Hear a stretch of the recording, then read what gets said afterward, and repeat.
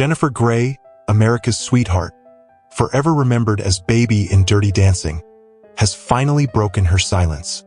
And what she just revealed about Patrick Swayze is not what anyone expected. For decades, fans believed the chemistry was real, that behind those electrifying dance scenes, the passion between Jennifer and Patrick was more than just acting. But it wasn't real. Not for her. In fact, what Jennifer just admitted is that she was hiding something the entire time. Something that shaped every moment of filming. Something that made her dread coming to set. She couldn't say it back then. Not to the director, not to the press, and not to Patrick. Because if she had, the movie might have fallen apart before the cameras ever rolled. She stayed quiet. She smiled for the scenes. She kept the myth alive. But the truth? She carried it with her for years. Until now. Long before they became one of the most iconic on-screen couples in film history, Jennifer Grey and Patrick Swayze had already worked together, and it did not go well. In 1984, they were cast in the war film Red Dawn, a gritty, high-stakes action movie where their characters shared very little romantic interaction. But even then, the dynamic between them was tense. Jennifer later admitted that she found Patrick's personality difficult to handle. He was charming, yes, but he was also intense, impulsive, and far more dominant on set than she was comfortable with. She described him as macho and playful in a way that didn't sit right with me. He would tease, joke around, and try to lighten the mood with horseplay, but to Jennifer, it felt overbearing. She was young, serious about her craft, and trying to make a name for herself in a business that already underestimated her. Patrick's behavior often felt like a distraction, or worse, a threat to her focus. So, when she was offered the lead role in Dirty Dancing 2 years later, she was elated, until she found out who had been cast opposite her, Patrick Swayze. Her heart dropped, not because she didn't believe he was talented, but because she already knew what he was like to work with. And she wasn't sure she could go through that again, not in a project so intimate, so emotionally exposed. Behind the scenes, Jennifer tried to change the trajectory of the film before it even began. She approached the director and producers, and in quiet, private conversations, she made it clear. She didn't think Patrick was the right choice. She told them they didn't have chemistry, not the kind this story needed. She even asked point-blank for him to be replaced. What the public didn't know, what Jennifer never said at the time, was that it wasn't just a matter of bad chemistry. It was something deeper, a feeling of unease she couldn't quite shake. A sense that being paired with him would force her to shrink herself to survive the shoot. And yet, the producers didn't agree. Patrick stayed. And Jennifer, who'd already signed on, had no choice but to move forward. She made a decision that would shape the next several months of her life and define her forever in the eyes of fans. She would do the job. She would smile. She would pretend the chemistry was real. She would act like she adored him, even when she didn't. In interviews years later, she recalled that moment of defeat. "I just knew it was going to be hard," she said. "We were so different, and I didn't trust that we could find the magic we needed." But here's what no one realized at the time. Jennifer was already preparing to hide her discomfort, not just from the cameras, but from Patrick himself. She didn't want to fight. She didn't want to confront him. She didn't want to risk derailing the film or becoming the difficult actress. So she kept it in. She nodded through rehearsals, smiled at table reads, told the press they were learning to work together. But inside, she was dreading every close-up, every dance rehearsal, every scene where she had to look into his eyes and pretend it was all real. Because what she never said, what she couldn't say back then, was that working with Patrick Swayze again felt like walking a tightrope. And one wrong step could ruin everything. From the moment rehearsals began on Dirty Dancing, the tension between Jennifer Grey and Patrick Swayze was impossible to ignore, at least behind closed doors. To the crew and choreographers, they were just two professionals learning a complex routine. But if you looked a little closer, you could see it. The clipped exchanges, the rehearsals that ended in silence, the stiffness that bled into even their most romantic scenes. Something was off. First, everyone thought it was just nerves. After all, Dirty Dancing wasn't a big-budget studio film. It was a modest production with high hopes, depending entirely on the chemistry between two very different actors. But while Jennifer approached each scene with vulnerability and sensitivity, Patrick brought an entirely different energy. He was a trained dancer, a perfectionist, a former gymnast, and he didn't have much patience for mistakes. Jennifer, meanwhile, was struggling with self-doubt. The choreography pushed her limits, both physically and emotionally. When she stumbled, he would correct her, sometimes sharply, sometimes in front of the entire crew. It wasn't malicious, but it was humiliating. She started to dread rehearsals, not because of the steps, but because of the way he made her feel. He'd roll his eyes, sigh. Occasionally, he'd mock her with a sarcastic comment. Once, he reportedly muttered under his breath, "Do you even want to be here?" It wasn't just criticism, it felt like dismissal, like she wasn't being seen as an equal. And yet, the camera caught none of that. When the director called action, their chemistry sizzled. But when the scene ended, Jennifer would often walk off in silence, shoulders tight, eyes fixed on the floor. One crew member later said, "You could feel it. She was holding back tears sometimes. But then she'd walk back in and do it again." She wasn't the only one feeling the pressure. Patrick, too, was carrying a weight he never showed the press. The film's budget was tight, the days were long, and the weather, especially during the iconic lake lift scenes, was brutal. He was hurting physically, and he was growing frustrated by how much emotion the role demanded. Off camera, he was stoic, focused, determined to nail every take. But that perfectionism came at a cost, and Jennifer paid most of it. She tried to laugh it off, to keep the mood light, but Patrick didn't always appreciate her humor, especially when it disrupted a serious scene. He wanted control, she wanted connection, and neither of them was willing to say it out loud. The director began to notice the cracks. One day, he pulled them aside and made them watch their screen test, the one that convinced producers to cast them together in the first place. In it, Jennifer and Patrick were raw, electric, even playful. Watching it now, they barely recognized themselves. That moment changed something. They didn't become best friends, but they found a fragile truce, a shared goal. For the sake of the film, they would set aside the tension. Jennifer later said, "We had to find a way to work together, and we did. But it wasn't easy." Still, beneath the surface, the struggle remained. Patrick would flash a smile and charm the press. Jennifer would laugh and say he was like a big brother. But the truth? She still felt invisible. And the very thing that made their chemistry believable, the push and pull, the tension, the longing, was the same thing that left her emotionally raw after every take. What the world saw as passion, she remembered as pressure. And what Patrick saw as discipline, she experienced as control. But through all of it, she never told him. Never let on that she was shrinking a little more each day. Because the one thing she knew for sure was this: if she said what she really felt, the magic might disappear. Every great film has its secrets, but few are as deeply buried, or as emotionally charged, as the one Jennifer Grey carried with her through every frame of Dirty Dancing. She never told Patrick Swayze how she really felt about him. Not when they were filming, not after the movie's success, and not even when they were praised as having the most believable romantic chemistry in movie history.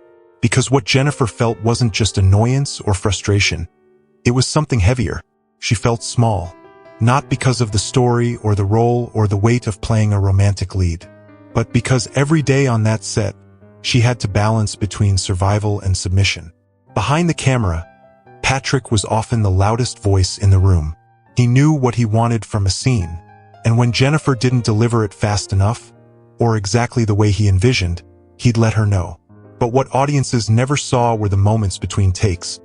When Jennifer would walk away, her face flushed with embarrassment.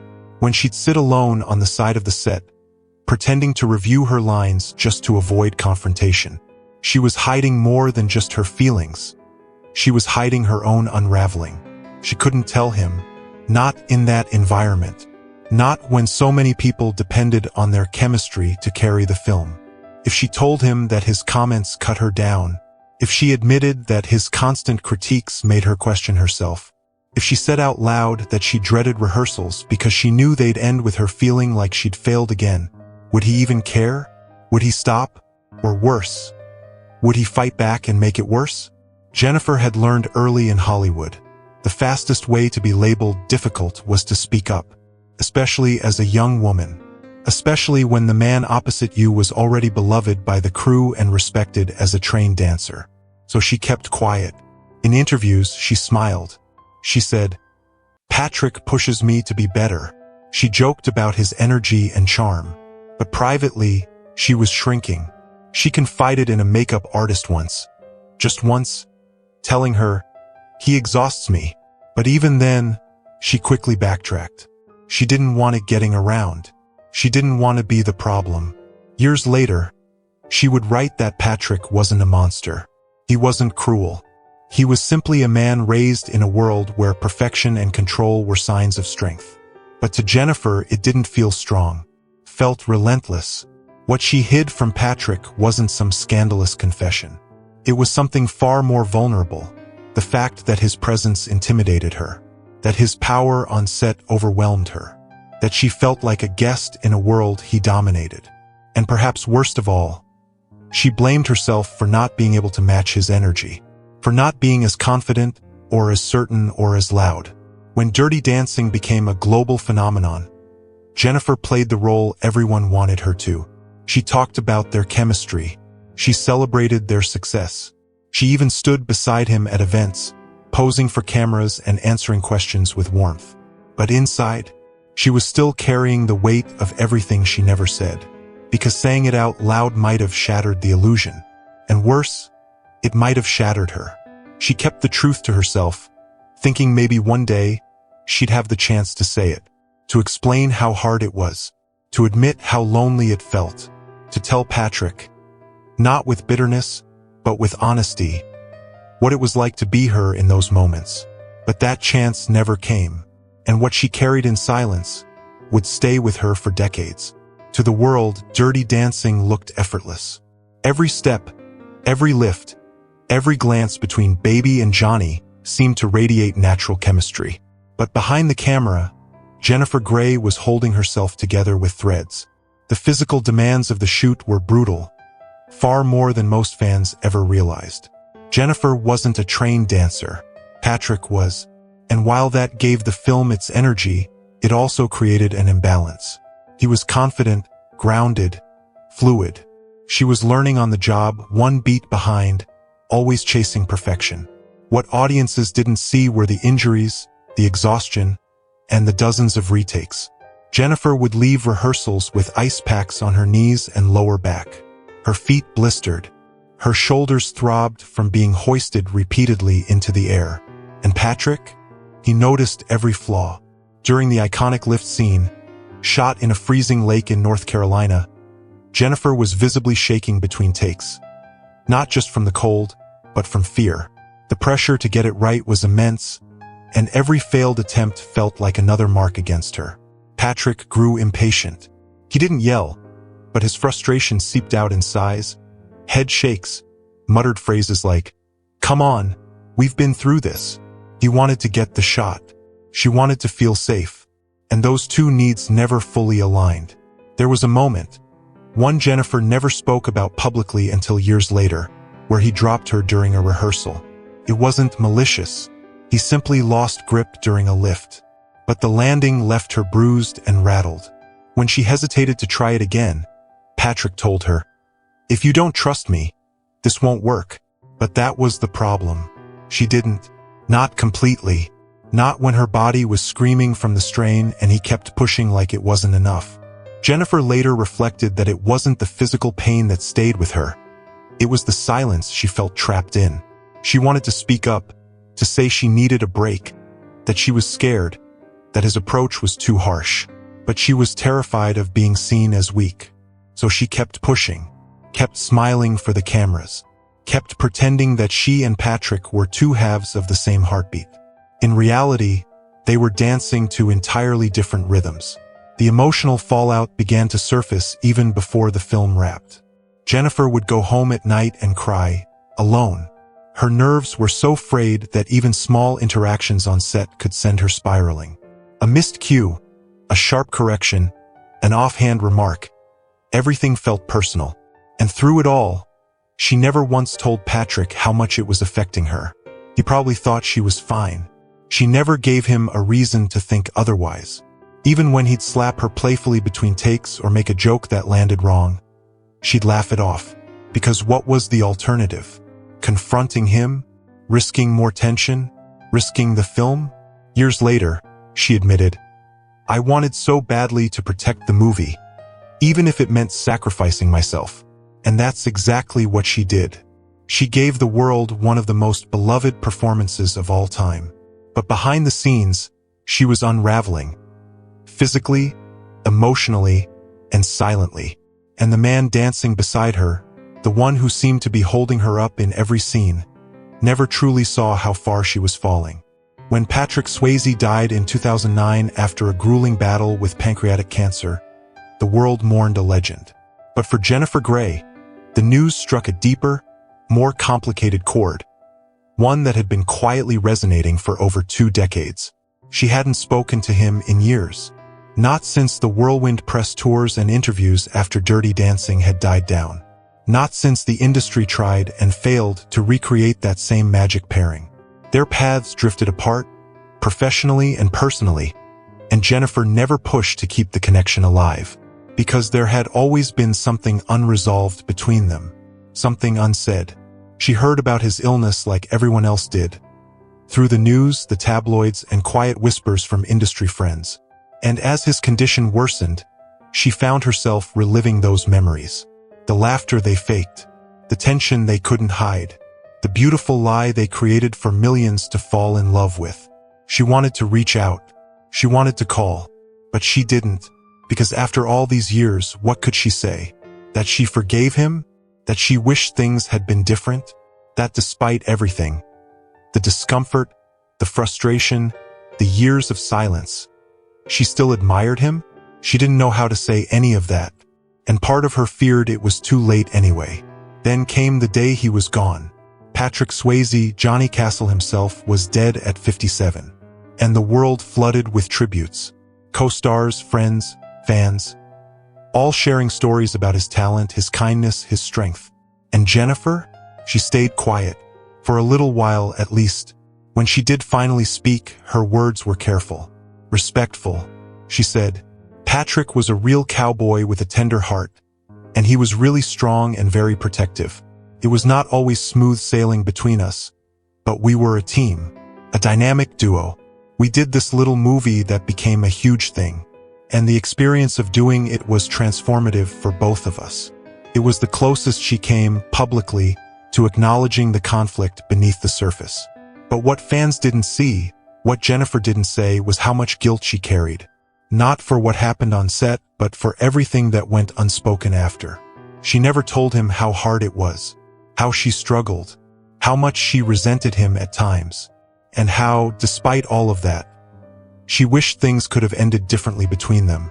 She danced to Otis Redding's "These Arms of Mine" on Dancing with the Stars the following year, a quiet tribute to Patrick, the same song they danced to during one of Dirty Dancing's most intimate scenes.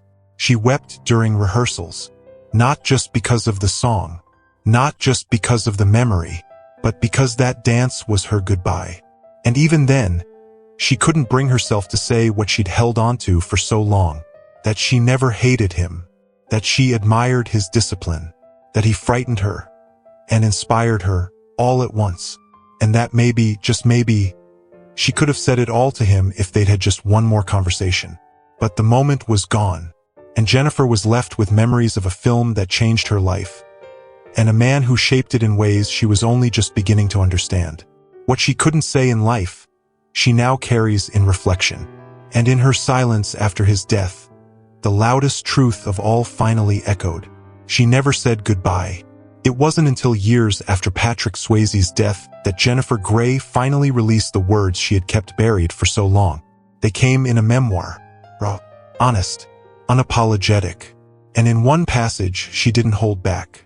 Patrick was a complicated guy. He could be macho, dismissive, even disgusting sometimes.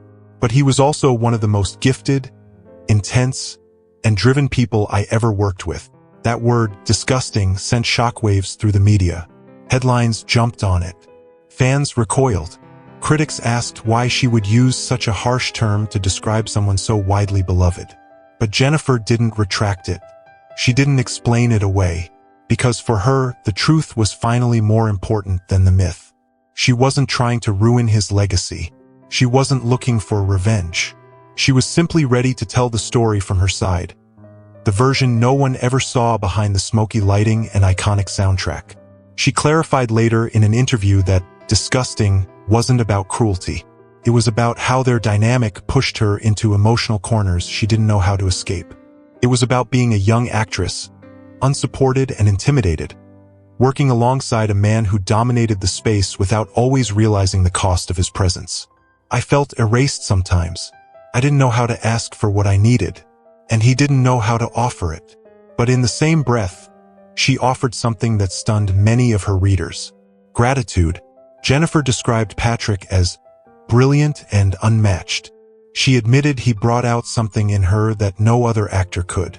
The fire between them, the very tension that had made filming so exhausting, was the same fire that made their performances unforgettable. There was something about him. You couldn't look away. I didn't always like him, but I respected him deeply. That duality, disgust and admiration, tension and magic, is what made Dirty Dancing what it was. It wasn't chemistry built on friendship. It was chemistry forged through discomfort, through struggle, through two people who never quite connected, but who still made magic when the cameras rolled. And that's what Jennifer finally gave voice to, that it didn't have to be perfect behind the scenes to create something iconic. It just had to be real. Her honesty didn't come from bitterness. It came from release. After decades of silence, of playing the part, of answering questions about what it was like to kiss Patrick Swayze, she was finally allowed to be vulnerable, to say it wasn't always beautiful, to admit that sometimes the truth is messier than the movie.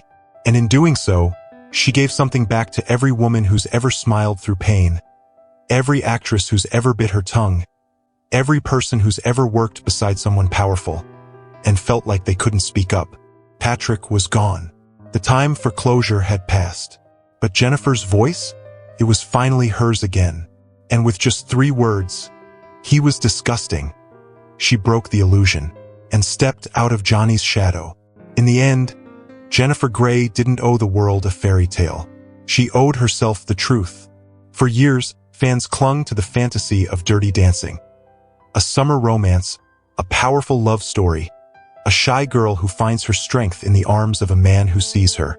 But behind the magic was a young woman who wasn't being seen, who wasn't being heard, who carried a truth so heavy, she couldn't speak it until decades had passed.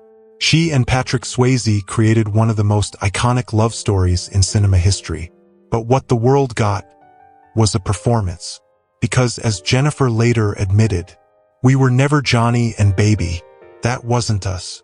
And maybe that's why Dirty Dancing still resonates so deeply. Because the tension, the struggle, the longing, it was real. But it wasn't romantic. It was survival. Jennifer Grey finally got her voice back. And with it, she reclaimed the story that was always hers to tell. She didn't tear Patrick down. She didn't rewrite history to serve revenge. She told the truth as she lived it. He was charming. He was brilliant. And sometimes he was disgusting. And for the first time, that wasn't something to hide. It was something to understand. Because the most powerful dance Jennifer Grey ever performed wasn't in the spotlight. It was in the silence she finally broke. For more of the latest news, check out this video.